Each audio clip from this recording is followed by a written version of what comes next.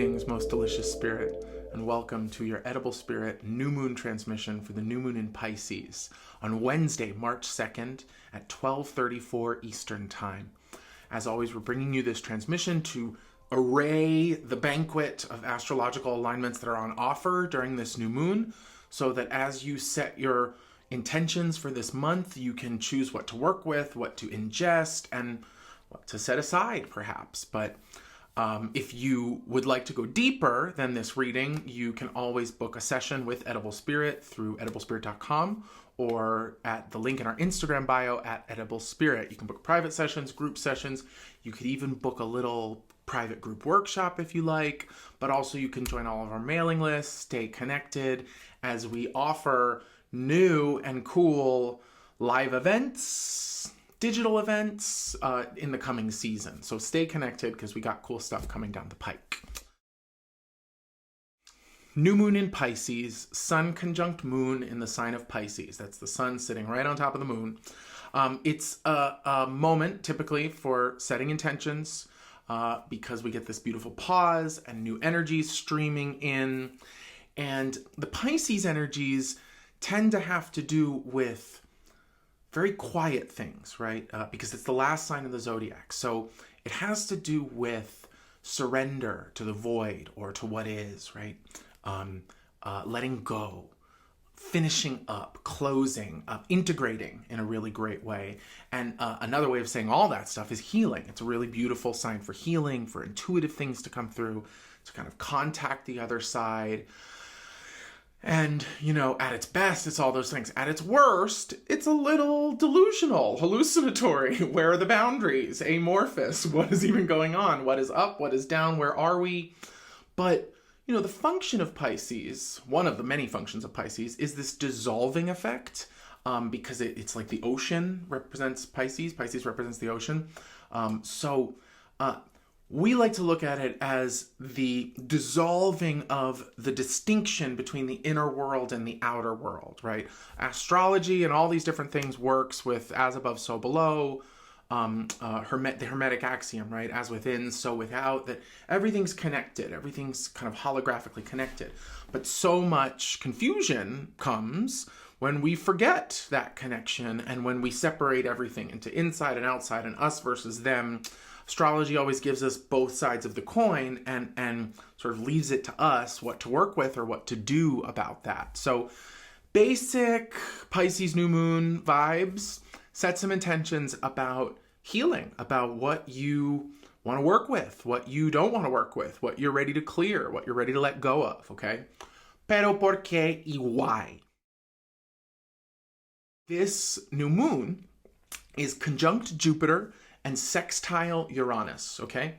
So the fact that the new moon is conjunct Jupiter can either expand these beautiful healing intentions, amplify all of the surrender and acceptance of this moment, or it could make the hallucinatory, delusional stuff even bigger and more extreme and worse, right? More intense. But Jupiter being present implies that there's the opportunity to grow available. And then the sextile to Uranus says there is power and support available for you and for your intentions and for your healing intentions and for your growing and healing intentions if you figure out how to integrate that which has been blown up, that which has been destroyed, that which has been, transformed or struck down in order to be rebuilt. So Uranus and Taurus, we've been talking about it for a long time because it's a slow-moving planet, is about just literally everything that's changed in the material world, from the way we interact with the world to, yes, the way we interact with each other, but that's more about Aquarius, which we'll talk about in a minute.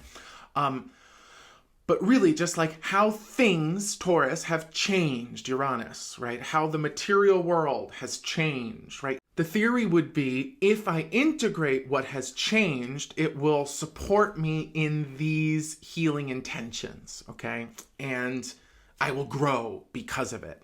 Now, we should mention that all this Pisces energy is very different from what we've been hearing from a lot of you, from people and clients that we've been talking to and working with. So many people are feeling this big outpouring, this surge of energy flying out into the world because they want to act or stand with, right? Or participate in. And we are by no means telling you not to do that. By all means, if you feel compelled to act and can do so in a sustainable way, please do. Organize, activate, send money, but like hit the ground, do what you got to do. We are just bringing to the table today the new moon astrology, which would indicate much more clearly to chill, to pause, and to use this Pisces energy to focus on what is going on inside of you, what is coming up for healing, what is ready to fall away, and to then get ready to take some action. Theory would be ideal time for big action for all of us would be around the 21st, when the sun goes into Aries, when we go from deep water of Pisces into the spark of Aries, also known as the spring equinox. But even cooler, just a few days before that spring equinox is the Virgo full moon, which is an earthy full moon, which will bring a lot more tangibility and structure and organization and like an itemized list to whatever comes up during the first couple weeks of Pisces season, right? From now until the 18th or so, because that's new moon to full moon. Then that Virgo energy will come in to say, okay, now you got your plan of attack and you could take action at any point along the way, but just know that the stars seem to be guiding us to pause, integrate, assess, integrate, reflect, integrate, heal, integrate, right? Integrate, get organized, Virgo full moon, and then take big decisive action, or the atmosphere will be conducive to big, decisive, efficacious action come that spring equinox, okay? We're not saying don't do anything. We're just saying make sure that you are centered and balanced and are integrating everything that's going on. Sextile Uranus and Taurus. That's this new moon sextiling Uranus and Taurus. If you don't integrate the information about what's going on, it could end up making you just sort of set some big overblown intentions about what you're ready to release, what you're ready to heal, what you're ready to do. And maybe that's a little too aggressive, as opposed to Pisces, with like very Aries, but as opposed to Pisces, which makes you want to set those intentions and then kind of see what comes up from the abyss, see what emerges within you and what comes to you from around you when you've been really clear about what you want to work with and what you want to heal inside of yourself. And also like what you're ready to release based on that which you're integrating and that which you're accepting. Fortunately, we get a really nice dose of clarity from Saturn conjunct Mercury in Aquarius. So Saturn would be a bit of a slower moving planet, which takes us on a collective journey of responsibility. It sort of like it makes us learn what we might not want to learn, right? It teaches us lessons whether we want to learn them or not. It creates the learning experiences, right? Mercury is a little more immediate. That would be more like the processing of those experiences. And a Mercury-Saturn conjunction is sort of like, we're reading it almost as like a download of what we've been through, and a download of the hard lessons we've had to learn. These two planets are conjunct each other in Aquarius. So theory would be we're getting downloads about the relationship between the individual and the collective, between your needs and our needs, between your life and our life. And, you know, again, this is when that Pisces influence of dissolving the lines of distinction is really helpful, because it's possible to learn nothing because you've just decided that your actions are happening in a vacuum and they don't affect anybody else. But that's not true.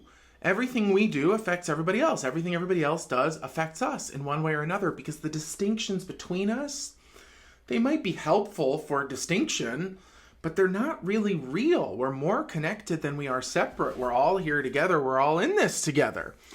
So this is a great opportunity that's on offer, because as you're getting this information, if the lessons are still being learned, but your awareness of what you're learning or where you're at has changed, then that's going to bring you right back to that new moon in Pisces vibe of, based on what I've learned and based on how my understanding has changed, oh, I now see a dynamic that I can release. I now see something that maybe used to work that doesn't work, that's not of this moment, that's not useful, that's not helpful right now. It's the kind of stuff that comes from these slow-moving planets, right? That are this may be a little bit harder to track, and then we get these faster-moving planets. So slower-moving planet like Saturn, faster-moving planet like Mercury, gives us these like more manageable nuggets of insight based on what we've gone through that we can then choose to work with or not. Okay.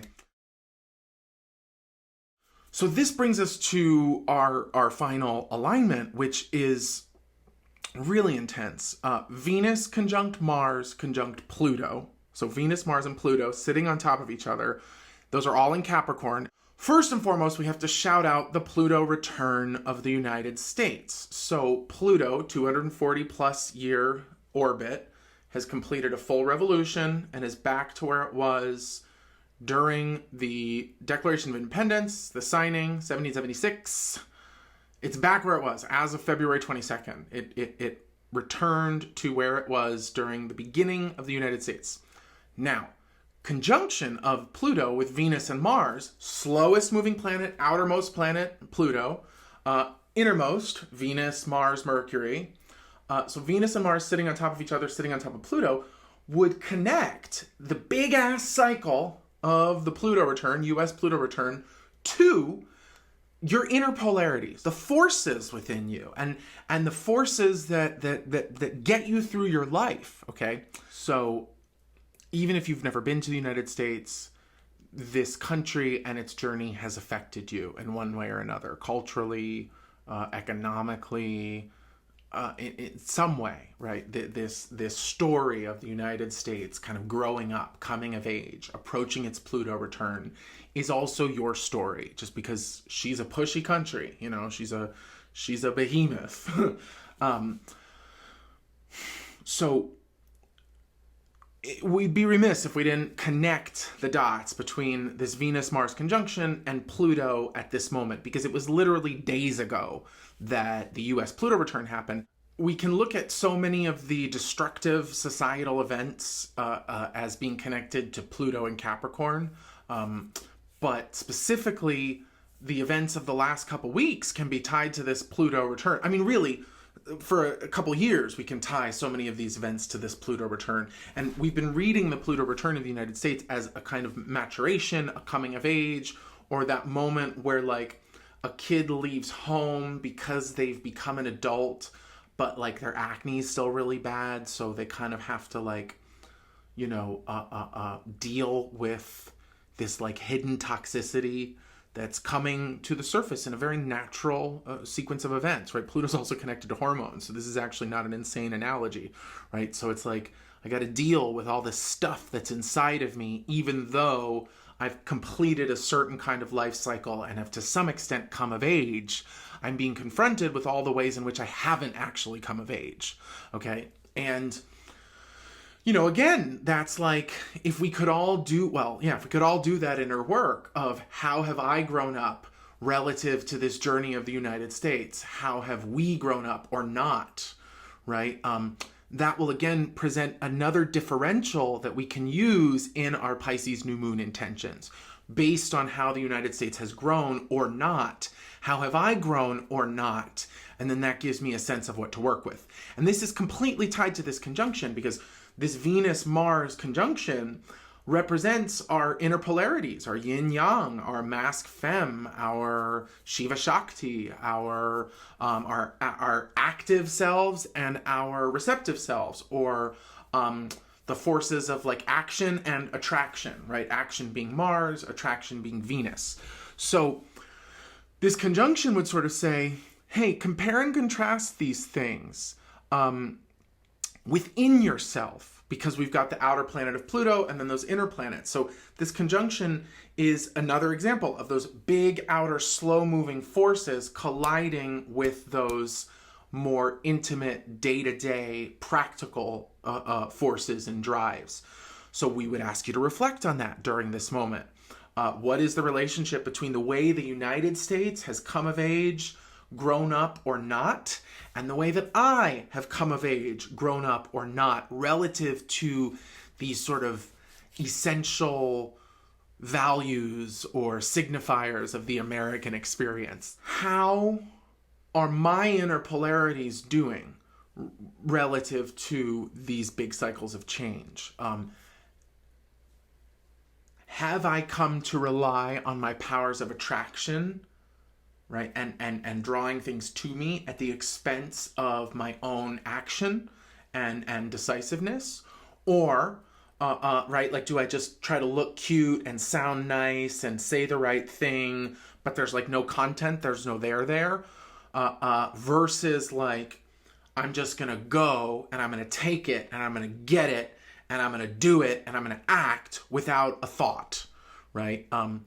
Both of those kind of represent these archetypes of the American soul, like, you know, Hollywood, glamour, Kim Kardashian vibes of like, I'm cute and I sound fine, so that's all I have to do, versus I don't have to pause, right, and just be a cowboy, you know, Trump, Wild West, whatever. I'm gonna just take what's mine, and not integrate any of these other big picture things, not integrate any of the stuff about the relationship between me and the collective, or what's changed in the world, or any of that. So we're encouraging you to look at the balance of your inner polarities relative to the way that the United States has grown up or not. How are you being a shitty American, even if you're not an American? Or what are the aspects? Because there's good sides to it too, right? Potentially brotherly love, equality for all, democracy, all these things. Those ideals are there, whether they're being practiced or not. And so this is a great moment to really reflect on that stuff. At this point, what kind of American are you? Or if you're not, how have you integrated these aspects of the American psyche or the American soul as it's gone on this 250 some year journey, right? And then going back to all these other things, you know, Mercury, Saturn, where are you at, right? Have you learned any lessons based on who you are relative to the American soul? Where are you at now, right? Do you like these things, or do you want to be more of an activist, or do you want to maybe do less? Because P.S., we've been talking to so many people and clients who have been having very natural feelings of outpouring, or an urge to participate, or an urge to act, or an urge to stand up. And as we said, it's not that you're not supposed to do that, but the astrological energies are asking you to slow your roll and integrate, and really make sure in this time where the insides and the outsides are blurred, that all of it is integral, that all of it is balanced, that all of it is as quiet as it can be.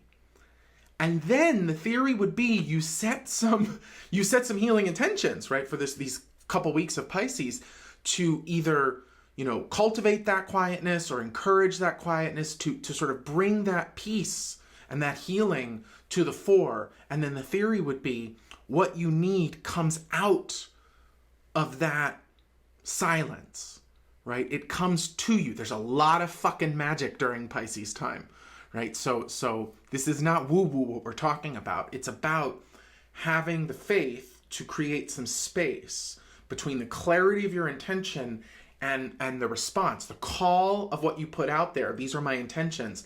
And then trusting that over that couple weeks, what you need will rise up and come to you in order to help you get your shit snatched and have a really clear list, Virgo full moon by March 18th, so that you can take some action with no resistance or very little resistance come the time of the equinox. So clearly there are many choices to be made and many things to be done, but it would seem that this Pisces new moon is encouraging us to really integrate and really take in again and check in now, here, today, so that more work can be done, healing work can be done, surrendering work can be done,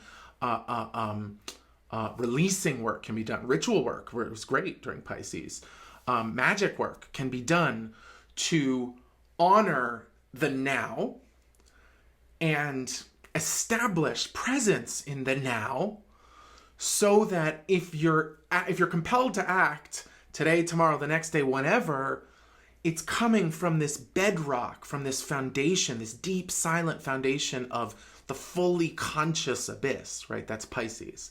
I've surrendered all the things that I'm thinking, and yet somehow I'm still here. It's as if to say, like, the next best action comes from that. And like I said, maybe it's already coming to you. Maybe you have an awareness of this. Even better to